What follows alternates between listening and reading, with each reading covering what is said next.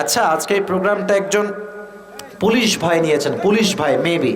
উনি কোথায়? উনি আছে? ও, আপনি নিয়েছেন। আপনার নাম যেন কি ভাইজান? আরমান আলী ভাই, বসেন। আরমান আলী ভাইজানের জন্য কিন্তু আজকের ডেটটা মানে দেওয়া, মানে এটা হচ্ছে ওসিলা আর কি। মেবি আমার প্রোগ্রাম কোথাও ছিল অন্য জেলা, ভিন্ন বিভাগে, আমি যাচ্ছিলাম, তো উনি কয়েকবার কল দিয়েছে আমার যিনি ড্রাইভার তাকে। পরে আমার ড্রাইভার বললো, হুজুর পুলিশ মানুষ ডেট চাচ্ছে, উনি অনেক ভালো মানুষ, ডেট দিতেই হবে। তো ঈদের আগে তো ডেট একদমই ফাঁকা নেই, আমি রমজানের আগে, তো উনি নিয়ে দিয়েছে আপনার মাধ্যমে।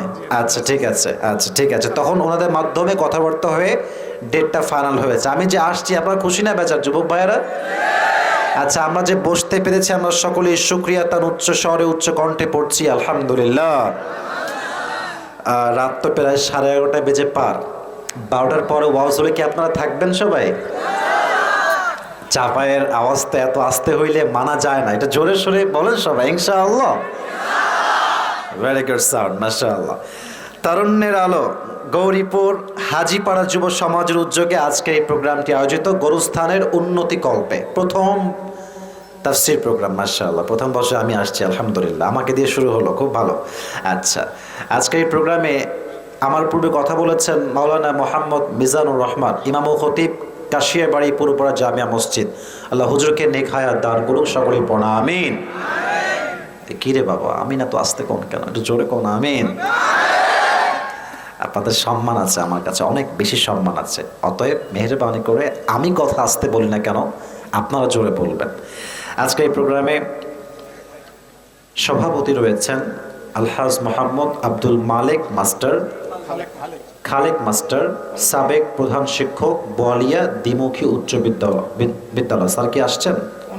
অনুপস্থিত। আল্লাহ স্যারকে নেক হায়াত দান করুন, সকলেই পড়া আমিন। আজকে আমাদের এখানে সহসভাপতি আছেন জনাব মোহাম্মদ লিয়াকত আলী, পেশ ইমাম, গৌরীপুর জামিয়া মসজিদ। হুজুর কি আছেন? কোথায় হুজুর, কোথায় আছে? মাশাআল্লাহ, হুজুর তো আমার মুরব্বী, মাশাআল্লাহ। আল্লাহ ওনাকে নেক হায়াত দান করুন, সকলেই পড়া আমিন। আমাদের এই প্রোগ্রামে প্রধান অতিথি আছেন জনাব মোহাম্মদ অলিউল ইসলাম সোনামণ্ডল, বিশিষ্ট সমাজসেবক, গৌরীপুর। আমাদের প্রধান অতিথি উনি কি আসছেন? আপনি? মাশাআল্লাহ, মাশাআল্লাহ, আল্লাহ ওনাকে অনেক হায়াত দান করুন, সকলেই পড়া আমিন। মাশাআল্লাহ। বিশেষ অতিথি অনেকে আছেন, জনাব মোহাম্মদ জিল্লুর রহমান, আরও আছেন নজরুল ইসলাম সাহেব, আরও আছেন জনাব আলহাজ মোহাম্মদ মাজহারুল ইসলাম, আরও দুজন আছেন জনাব মোহাম্মদ আহসানুজ্জামান, আরও আছেন জনাব মোহাম্মদ মাসিদুর রহমান, বিশিষ্ট সমাজসেবক। অনেকেই আছেন, সবার নাম পড়া ট্রাই করেছি। যারা এই প্রোগ্রামকে বাস্তবায়ন করবার জন্য বর্তমান চেয়ারম্যান উপস্থিত আছে, তাই না? মাশাআল্লাহ, সাবেক চেয়ারম্যান। তো যারাই উপস্থিত আছে, আচ্ছা দুজনই আছে মাশাআল্লাহ, বর্তমান এবং সাবেক উভয় চেয়ারম্যান উপস্থিত আছে মাশাআল্লাহ। এবং যারা অতিথিবৃন্দ আছেন সবাইকে আল্লাহ তাআলা ইসলামের খাদেম হিসেবে কবুল এবং মঞ্জুর করুন, সকলেই পড়া আমিন। আমি ছোট্ট একটা তাকবীর দিচ্ছি, একবার দিব, এবং যখন ভূমিকার কথা শেষ হবে লাস্টে গিয়ে আর একবার দিব। সকলে একটা কাশি দেন। কি ঠিকঠাক? গলা ঠিকঠাক আছে? একবার দিবেন তাকবীর, বাঘের মতো গর্জন দিয়ে দিবেন। আমার মনে হয় চাপায়ের একজন যুবক অন্য জেলার কমপক্ষে 100 জন যুবকের সমান, কারণ কালা রুটি খায় বেশি বেশি। হ্যাঁ, আচ্ছা একটা তাকবীর দেন, লিল্লাহি তাকবীর। ভেরি গুড, মাশাআল্লাহ। শুভ নববর্ষ নাকি? হ্যাঁ, কি একটা অবস্থা! মেয়েদের কি লজ্জা শরম কিছু নাই? হ্যাঁ, শাড়ি পরে এমন ভাবে হাঁটে, দেখলে মনে হয় যে ওদের মরবেই নাই, মহিলা সারা জীবন দুনিয়াতেই থাকবে মনে হয়। হ্যাঁ, এদের বিরুদ্ধে কথা বললে অনেকে আমার উপরে অ্যাটাক করে যে হুজুর আপনি খুব মেয়ে বিরোধী কথা বলেন। না না, যেই মেয়ে নিজের সম্মান বোঝে না সে তো পরিপূর্ণ মুসলিম মেয়েই হতে পারে না। যুবক ভাইয়ারা, ঠিক কিনা বল?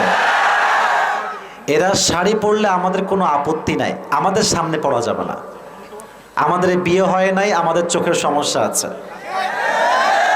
তোমার যদি শাড়ি পরতে খুব মন চায়, বাড়ির ভেতরে বসে ইচ্ছা মতো সেলফি তোলো, ইচ্ছা মতো সাজো, সমস্যা নাই, বাট স্বামীর সামনে সাজতে হবে, পরপুরুষের সামনে নয়। আল্লাহ এই সমস্ত মেয়েদেরকে হেদায়াত দান করুন, সকলে পড়া আমিন। আজকে আবার নিউজ পড়লাম, এই কথা বলবো না, বামে কথা বলবেন না, ক্যামেরাম্যান ভাইয়েরা আর উঠবেন না, যা লাগিয়েছেন ও যা আসবে আসুক, আর ঠিক করেন না, যা আছে রেখে দেন।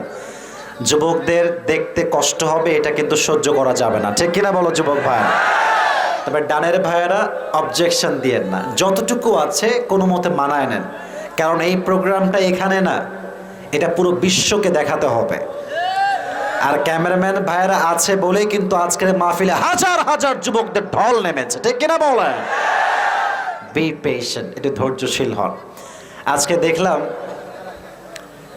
বাংলাদেশ এটা বিশ্ব রেকর্ড করেছে। কি বিশ্ব রেকর্ড? কিশোরগঞ্জে প্রায় 14 কিলোমিটার রাস্তা পর্যন্ত তারা, কি বলবো আসলে দুঃখের কথা, দেখছেন না আপনারা? পুরো রাস্তা রং করে কি যে একটা অবস্থা, এটা নাকি বিশ্ব রেকর্ড। একটু ভাবেন যে আমাদের দেশে আমরা উন্নতি কিসে মনে করি? রাস্তায় রং করা 14 কিলোমিটার পর্যন্ত 9,000 লিটার রং খরচ হয়েছে। আমার মনে হয় যারা এগুলো খরচ করেছে তাদের ইসলাম সম্পর্কে চুল পরিমাণ কোনো ধারণা নাই যুবক ভাইয়েরা। সবচেয়ে বড় আফসোস লাগে আমার এই বাংলাদেশের রেকর্ড করছে কোথায়। দেখেন আমাদের দেশের অবস্থাটা আসলে কি। আমাদের দেশ যদি আপনি শিক্ষা দিয়ে ভাগ করেন, শিক্ষার অবস্থা কি? পুরো পৃথিবীতে যতগুলো দেশ আছে আমাদের এই দেশটা শিক্ষা ব্যবস্থার দিকে 137টা দেশের মধ্যে 124তম। কতটা ডাউন দেখতে পাচ্ছেন? আচ্ছা আসেন স্বাস্থ্যসেবা, পুরো পৃথিবীতে 167টা দেশের ভেতরে আমাদের দেশের স্বাস্থ্য ব্যবস্থা একদম ডাউন, একদম নিচে।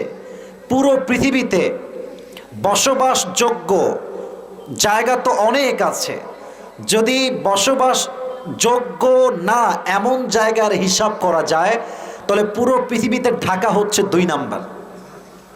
কয় নাম্বার ঢাকা? বলেন কয় নাম্বার? 2 নাম্বার। আর যদি আপনি দুর্নীতির কথা বলেন, দুর্নীতি পুরো পৃথিবীতে বাংলাদেশ হচ্ছে 7 নম্বরে আছে। আহা আহা, উন্নতির জোয়ার নাই আসল জায়গায়, নকল জায়গায় উন্নতি নিয়ে আমরা পড়ে আছি যুবক ভাইরা, কথা ঠিক কিনা বলো? দেখেন রাস্তায় যখন রং ঢালা হয়, এই রং যখন ধোয়া হবে, এই রং ধোয়ার পরে চতুর্পাশের যে জীব বস্তু আছে এগুলো ধ্বংস হবে, জীব বৈচিত্র্য ধ্বংস হবে। আর সবচেয়ে বড় আফসোস লাগে আমাদের দেশের শিক্ষা ব্যবস্থায় আজকে এমন একটা শিক্ষা ঢুকেছে যে শিক্ষা ইসলামে পরিপূর্ণ হারাম হারাম হারাম, ঠিক কিনা বলেন? এগুলো চেঞ্জের নাম নাই, আমরা রং করে বিশ্ব রেকর্ড করব। আমি চাই না রঙের কোনো রেকর্ড। আমি শুভ নববর্ষের নামে রাস্তাঘাটে মেয়েদেরকে বেহার রূপে দেখতে চাই না যুবক ভাইরা, ঠিক কিনা বলো? আমি চাই আমার দেশটা সমৃদ্ধ হোক, আমার দেশটা জিরো করাপশনের নাম্বার 1 হোক। আমি চাই আমার দেশের প্রত্যেকটা যুবক মেধাবী হোক, বিজ্ঞানী হোক, বড় আলেম হোক, সমাজসেবক হোক। আমার দেশটা আসলেই সোনার দেশ হয়ে যাবে, ঠিক কিনা বলেন? এদেশে ভালো ট্যালেন্টের দাম নাই। যত বাজে কাজ দেখবেন ভিউ বেশি, যত সস্তা কন্টেন্ট তত ভিউ বেশি। দেশে ভালো কাজে কোনো দাম নাই। আমার তো বিশ্বাস যদি সরকার উদ্যোগ নেয় যে আমাদের দেশটা হবে সোনার দেশ, প্রত্যেক মানুষের ট্যালেন্টকে দাম দেওয়া হবে, প্রত্যেকের যোগ্যতাকে দাম দেওয়া হবে, 200-300 বছর পরে পৃথিবীর প্রত্যেকটা প্রান্তে প্রান্তে বাংলাদেশ হবে টপ লেভেলের নাম্বার 1, ঠিক কিনা বলেন? আল্লাহ আমাদের সবাইকে এই সমস্ত বেহায়াপনা, বৈশাখী কালচার, নববর্ষ কালচার এবং এগুলোর নাম করে বেহায়াপনা, অশ্লীলতা, বেপর্দা, ফ্রি মিক্সিং, আল্লাহ আমাদের সবাইকে এগুলো থেকে হেফাজত করুন, সকলে পড়া আমিন। আল্লাহ রাব্বুল আলামিন প্রত্যেকটা যুবককে আমার কথাগুলো বোঝার তৌফিক দান করুন, সকলে পড়া আমিন। আর কোনো কথা বাড়তি বলতে চাচ্ছি না, তাফসীর শুরু করছি। একটা অ্যানাউন্সমেন্ট দিচ্ছি। অনেক যুবক আমাকে বলে হুজুর আপনার টুপি আমাকে দিবেন, খুব পছন্দ আপনার টুপি আমার। তো এখানে হয়তো কয়েক যুবক থাকতে পারে আমার টুপি খুব পছন্দ হয় আপনাদের। এটা একটা পাকিস্তানি টুপি, দাম ভালো আছে, দাম কম না, অনেক দামে টুপি আর কি, শো অফ করলাম একটু। তো উদ্দেশ্য হচ্ছে টুপিটা আমি সামনে রাখলাম। আমি যে তাফসিরটা পেশ করব আজকে, মুরব্বিও হতে পারেন, এনিওয়ান কুড বি, কোনো রেস্ট্রিকশন নাই। যেই যুবক কিংবা মুরব্বি আমার তাফসিরটা শুনবে এবং মুখস্থ করবে আমি কি কি বলেছি। খুব সহজ কথা, আমার কথায় কোনো কাঠিন্যতা পাবেন না ইনশাল্লাহ, আমি খুব সহজে কথা বলি। যদি কেউ শুনতে পারেন, লাস্টে গিয়ে 3-4টা পয়েন্ট মুখস্থ বলতে পারেন, আমার আজকের এই ব্যবহার করা টুপিটা তাকে আমি হাদিয়া দিব। রাজি আছেন তো ইনশাআল্লাহ? মানে আমার টুপি যে খুবই special, it's not like that, but একটা তাফসির প্রোগ্রামে এসে ওয়াজ শুনে মুখস্থ করে শোনানো, it's a big deal, it's really big deal. Cameraman ভাইরা আছে, আমিও আছি, অনেক শ্রোতা আছে, মুরব্বী যুবক। আজকে আমি দেখব আমার টুপিটা কে পায়, এবং আমি ট্রাই করবো তার মাথায় নিজেই টুপিটা পরায় দিব। আপনারা কি ওয়াজটা শেষ পর্যন্ত শুনবেন ইনশাআল্লাহ? ইনশাআল্লাহ। আরেকবার আসতে হয়ে গেল যে, সকলে বলেন ইনশাআল্লাহ। এবার শেষ তাকবীর দিবেন, 3 তাকবীর দিবেন, একদম সিংহের মতো গর্জন তুলে। মুসলমান আমরা, বীর পুরুষের সন্তান আমরা, কাপুরুষের সন্তান নই। সকলে একটা কাশি দেন। আচ্ছা, এক একটা তাকবীরের সাউন্ড এক একটার চাইতে বেশি হাই হওয়া লাগবে, ঠিক আছে? আচ্ছা, প্রথম তাকবীর দে, লিল্লাহি তাকবীর। হয় নাই, চাপার সাউন্ড হয় নাই। আচ্ছা, লেটস ট্রাই अगेन। লিল্লাহি তাকবীর। নাও ইটস ফাইন, কুল, মাশাআল্লাহ, ঠিকঠাক আছে। ওকে, শেষ ভালো যার, বলেন না, শেষ ভালো যার, সব ভালো তার। Okay, let's try again for the last time. দেখা যাক কতটুকু হয় শেষ ভালো আপনাদের। লিল্লাহি তাকবীর। আল কোরআনের আলো, ঠিক আছে? আল হাদিসের আলো, কোরআন হাদিস যেখানে, আলেম ওলামা যেখানে, গমস্তপুরবাসী যেখানে। মা বোনেরা আসছে কোন সাইডে আছে? ওদিকে কি প্রজেক্টরও আছে নাকি? আচ্ছা, মাইকও আছে আলাদাভাবে? শুনতে পাচ্ছ তো মা বোনেরা? আচ্ছা, সাউন্ড কি মোটামুটি শোনা যায়? বেশি দূরে যায় না? আচ্ছা, আপনারা তো শুনতে পাচ্ছেন? হারা শুনতে পেলেই হবে গো, এটাই হবে, সমস্যা নাই। আচ্ছা, মা বোনরা অনেকে আসছেন, আমি 2-1টা কথা মা বোনদের জন্য না বলে পারছি না, এটাও যুবকদের জন্যই বলছি। মা বোনদেরকে আমরা সম্মান করি না আমার যুবক ভাইয়েরা? আপনারা আমার সাথে কথা বললে আমি ওয়াজ করতে পারবো না, পারবো না, প্লিজ বলেন, সম্মান করি না আমরা যুবক ভাইয়েরা, করি না? আল্লাহ প্রত্যেকটা মা বোনকে ফাতেমার চরিত্রে চরিত্রবান হওয়ার তৌফিক দান করুক। কিপটামি কইরেন না গো, জোরে কোন আমিন। আচ্ছা, আমার মনে হয়, this is my personal point of view, I don't know whether you'll go to agree or not, একমত হবেন কিনা আমি জানি না, বাট আমাকে বলতে হবে। আমার মনে হয় যদি মেয়েদের, মানে এটা মেয়েদের জন্য বলছে, যাদের বয়স 18, 19, 20 অথবা 17, 16, লাইক দ্যাট, যদি এই সমস্ত মেয়েদের চিন্তা চেতনার মাঝে টাকা বাদ দিয়ে চরিত্রের চিন্তা যদি আসে যে আমার চরিত্রবান লাগবে, and to be honest with you, and I'm 100% damn sure, যদি মেয়েরা চরিত্রবান যুবক খোঁজা শুরু করে, আমাদের 80% যুবকদের বিয়ে একদিনেই হয়ে যাবে, একদিনেই হয়ে যাবে। এই যে দেখেন, মেয়ের বাবা বলে যে আমার লাগবে সরকারি চাকরিজীবী সাওয়াল। এখন যে সরকারি চাকরি পেয়েছে এর বয়স হচ্ছে মাত্র 45, বেশি না।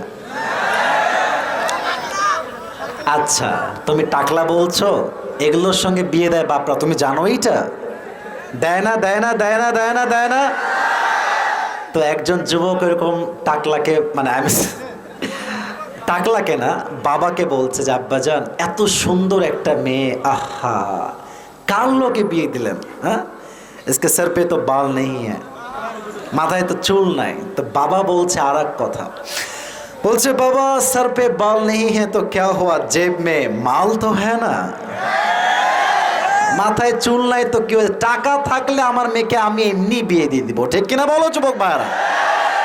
তো প্লিজ যারা মাই সিস্টার্স, যারা আমাকে শুনছেন, প্রিয় বোনেরা আমার, আমি আপনাকে সম্মান দিয়ে বলছি, মেহেরবানি করে টাকা খুঁজবেন না। এই টাকা কামাইতে গিয়ে যৌবনের চাকাটা অচল হয়ে যাচ্ছে, আমাদের একদম অচল হয়ে যাচ্ছে।